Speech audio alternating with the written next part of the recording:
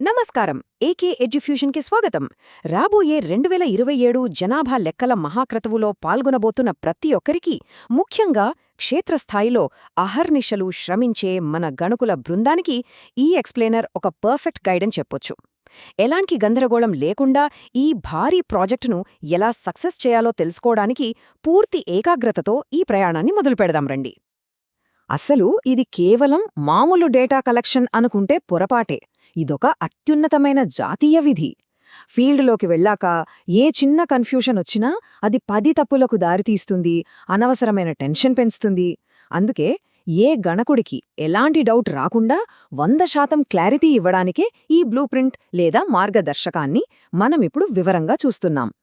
సరే, మరి అసలు విషయానికొస్తే ఈ మొత్తం ప్రాసెస్ని ఒక 5 ప్రధాన దశలుగా విభజించారు. అవేంటంటే, మొదటిది యాప్ సెటప్ చేసుకోవడం, 2 సరిహద్దుల మీద క్లారిటీ తెచ్చుకోవడం, 3 ఫీల్డ్లోకి ఎంటర్ అవ్వడం, 4 మ్యాప్ గీయడం, అలాగే టేబుల్ వర్క్, అండ్ ఫైనలీ 5వ దశ యాప్ లోడ్ డేటా నమోదు చేయడం. ఈ 5 దశల రోడ్ మ్యాప్ వింటుంటేనే మీకొక ఐడియా వచ్చేస్తుంది. ఇది ఊరికే పేపర్ మీద రాసుకున్న ప్లాన్ కాదు సుమా.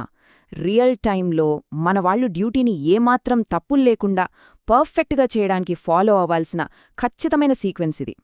ఒక్కో మెట్టు ఎక్కుతూ వెళ్లడమే ఇక్కడ అసలైన సీక్రెట్. రైట్, ఇప్పుడు మొదటి అడుగు గురించి మాట్లాడుకుందాం. అదేంటంటే యాప్ సెటప్ మరియు పరిశీలన. మీ 16వ తేదీన మనకి ఈ అస్సలు పని మొదలవుతుంది.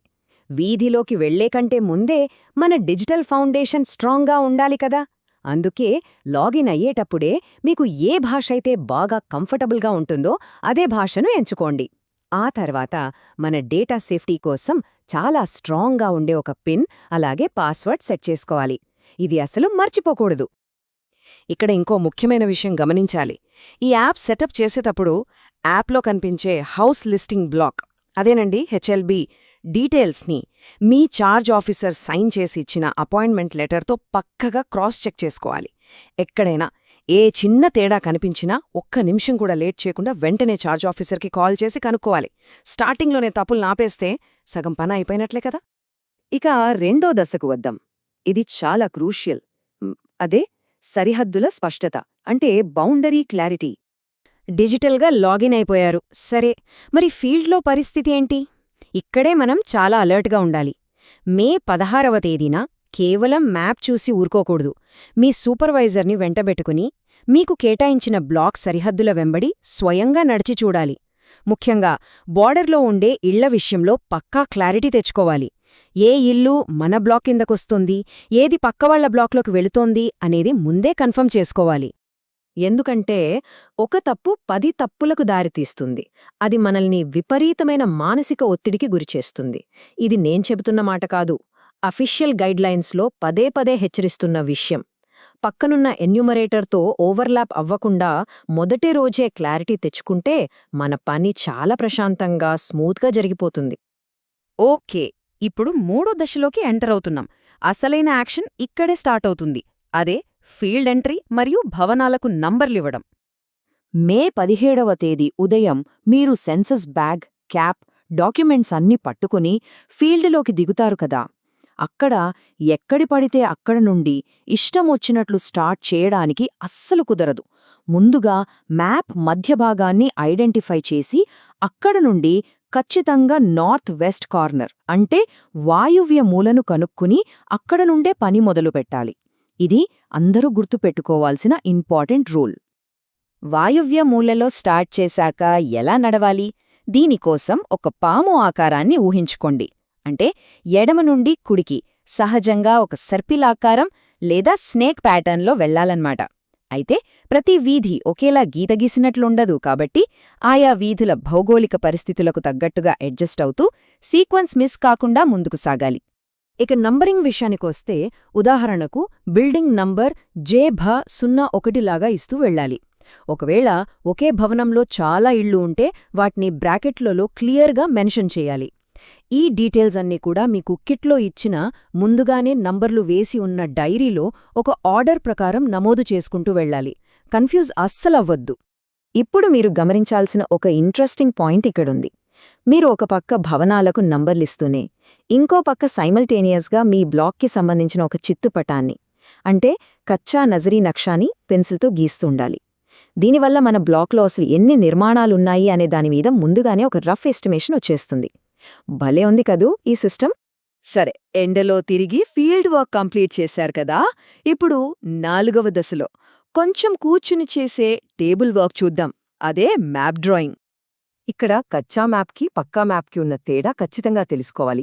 ఫీల్డ్లో పెన్సిల్తో గీసిన కచ్చా మ్యాప్లో మనం ఏవైనా తప్పులుంటే అడ్జస్ట్ చేసుకోవచ్చు, చెరిపేయచ్చు.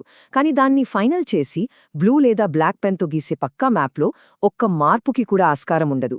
అందుకే సిరాచుక్క పడేలోపే కచ్చా మ్యాప్ని సూపర్వైజర్కి చూపించి అప్రూవల్ తీసుకోవడం 100% తప్పనిసరి. సూపర్వైజర్ ఓకే చెప్పాక ఏమాత్రం తప్పుల్లేకుండా బ్లూ లేదా బ్లాక్ పెన్తో ఫైనల్ మ్యాప్ని చాలా నీట్గా గీయాలి.